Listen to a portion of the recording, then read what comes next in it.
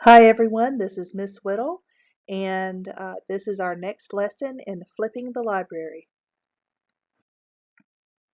In this lesson, we'll be going back into the Tennessee Electronic Library to learn about the database Kids Infobits and show you how to do some research and save that research.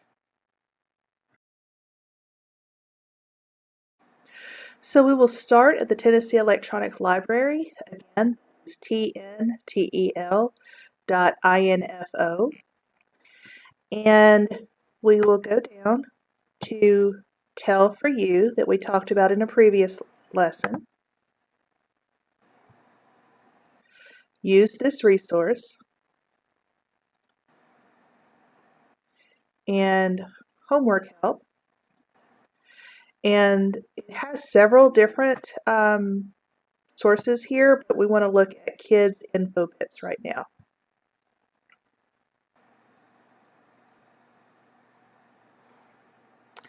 So in Kids Infobits, if you want to keep up with your research, you're going to want to sign in to your Google account. Just use your school account and that will sign you in, no problem. And there are a couple of ways to do research using Kids Infobits. We'll start with the simplest, and then we'll get more into something that you're very targeted on what you're looking for. So as you can see, it's very visual, and you can kind of scroll down to see what categories they have. I want to look at science today. It breaks the categories down a little bit. I think I want to look at biology and nature, so I'll click on that.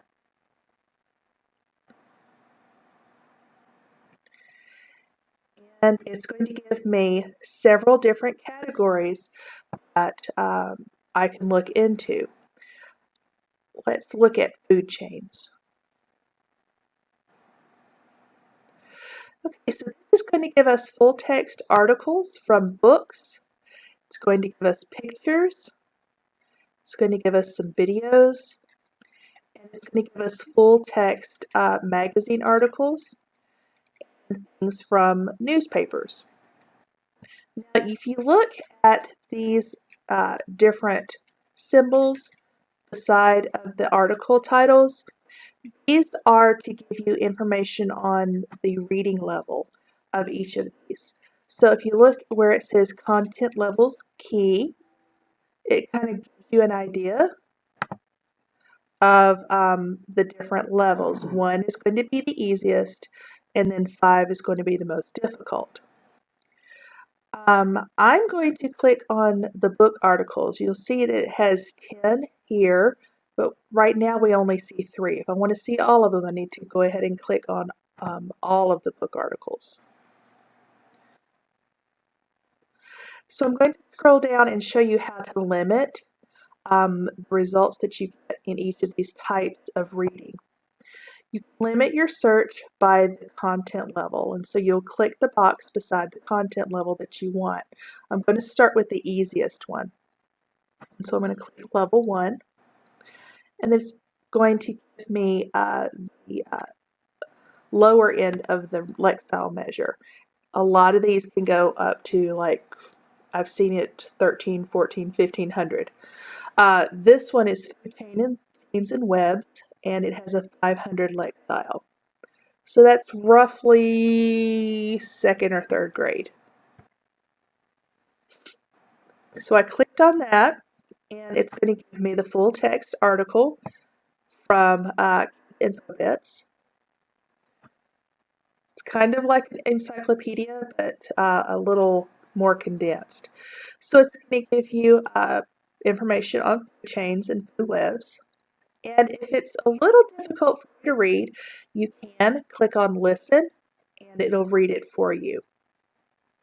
Now let's say that you're trying to do research on food chains, and you need to be able to save this research. Maybe you need more than one article to go into your report. To do that, you would click on Save,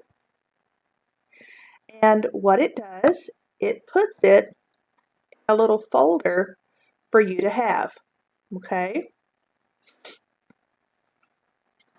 I'm going to go back to the beginning of Kids Infobits to show you a different way to search for information. You can click in the search bar just like if you were doing a Google search. And this time I think I want to look for Titanic.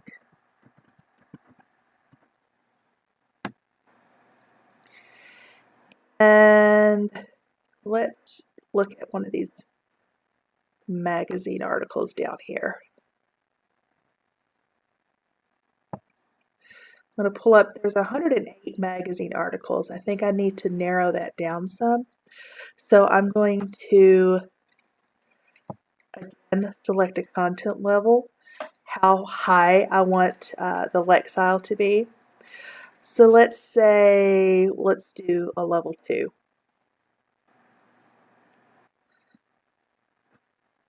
Okay, so we have these different magazine articles, and we can click on one of them that we want. Say, touring the Titanic from Scholastic News. This again gives us the full text article. Sometimes the original article that was in the print edition would have illustrations. Sometimes you're not able to get that here. That is a drawback to doing research here. Let's say this has really good information, so I want to save that as well. And it's going to go into my folder.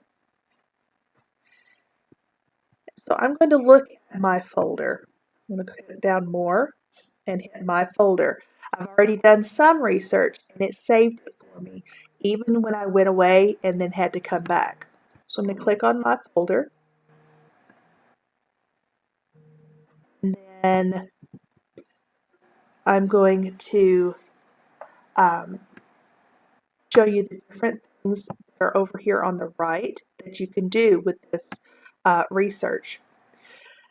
You can go ahead and download it all to your computer if you wanted to, or you could email it to yourself, or you could print it if you wanted.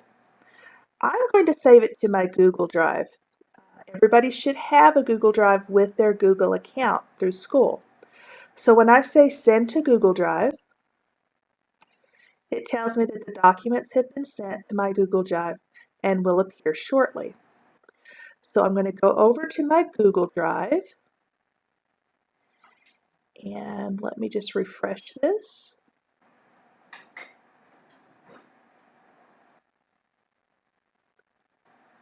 And I'll see the articles that I just had sent to me. In the folders, it's going to create a folder for you that says Kids Infobits. And so I'll bring that up, and I can see all of the articles I just sent myself. So if you're doing research, it'll save it all for you and you can come back to it another day that you're working on it. I hope that this has been helpful for you and you can go into Kids Infobits and learn about something that interests you. I'll see you next time.